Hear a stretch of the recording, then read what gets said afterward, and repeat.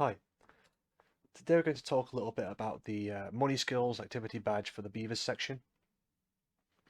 And this is a few ways that it can be linked to other badges, but not too many.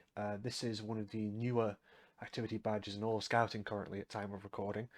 Um, I'd like to say that money skills is one of the most important life skills out there.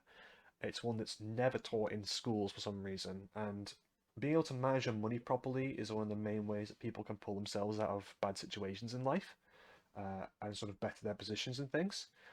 So it's kind of odd that we don't have any formal education around money skills. People are supposed to learn how to manage their money from their parents, but if your parents don't know how to manage money, then you're in a kind of a tight place, really. Um, so it's worth trying to run this in a Beaver program, if just to give them concept of saving money, because some kids, surprisingly enough, don't get any sort of exposure to that. Some of us at a young age were given a small amount of pocket money, and part of the goal was to save that for next week if we can. And that's a good way of saving, because obviously saving money is better than taking loans out later in life. Um, I'm sure we all have friends and people we know who aren't good with their money and have been in some bad situations. So exposing beavers to the concepts early on can help foster that like frugality and ability to weather difficult financial situations a bit better. Even small things can register quite well. I know they did for me when I was younger. So we're going to talk a little bit about the requirements for this badge and how it can link into other activity badges and the Chief Scouts Bronze Award as well. So to kick us right off, we have show the different values of coins and notes and design one of your own. Obviously, leaders can just bring some in and show them off, pass them around. Obviously, beavers should not keep them. They should know better than that. Part of the scout law is to be careful of possessions of property, so ideally they don't, embody that um, in a negative way. But it's kind of cool. Sometimes they will not have had much exposure to things like larger notes, and if you want, you can blend this in with a little bit of history and talk about why, who's on the notes, all the different faces on them, security sort of features and things like that. It can be quite interesting to teach that to young people, because something that may just look like a simple bit of paper actually has a lot of engineering gone into it to make it so it can't be counterfeited and things like that, which can be quite cool. Um, then design one of your own. That's obviously a big part of something like the creative activity badge is creating something, crafting something using your imagination. So you could, just by having them design a coin or a note of their own, would be ticking off about half of the creative activity badge at the same time. Additionally, part of the My Skills Challenge Award that goes towards the Chief Scouts Bronze Award has sort of doing a creative activity as part of that. So if you do it, you can do this. You can tick off three different parts of three different badges that I can name really right now. We have. You could actually mention a little bit about how our coins differ to international coins. Obviously, there's probably some leader amongst you who has um, a different bit of foreign currency knocking around the house, and showing the difference in between those different coins and notes can be quite obvious and quite a nice thing to do. Um, and although it doesn't count towards the activity, so international activity badge, it can still be a little bit of interesting moment if just for a few minutes to do that for them. Moving on, we have choose something to save and keep track of um, how much or how many you have. Yeah, it says it doesn't have to be money because obviously some people are in worse financial situations than others. Um, they don't get any pocket money because, you know, obvious reasons. There really can be anything that they keep track of. It can be something as simple as bottle tops, different colored bottle tops trying to make a rainbow of some kind. Or maybe something of similar sort of insignificant value, but, you know, of interest, I suppose.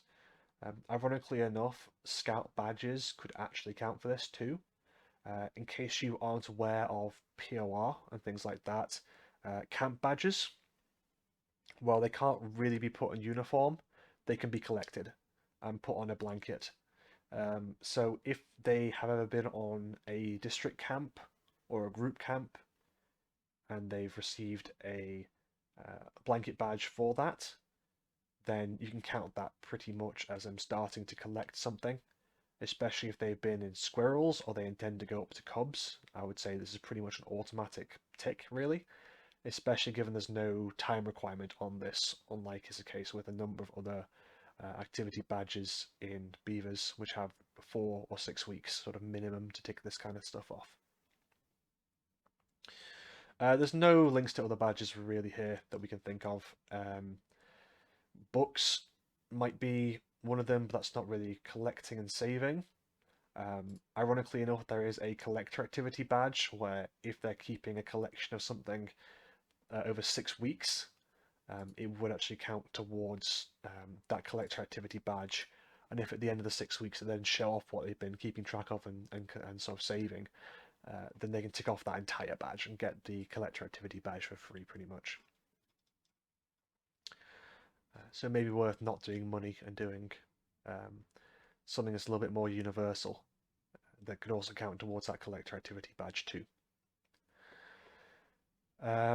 Number 3, we have show how you make decisions between what you want, what you need, what you donate or share, money objects, online experiences. This is really, really broad. It's kind of even hard to digest what exactly this means.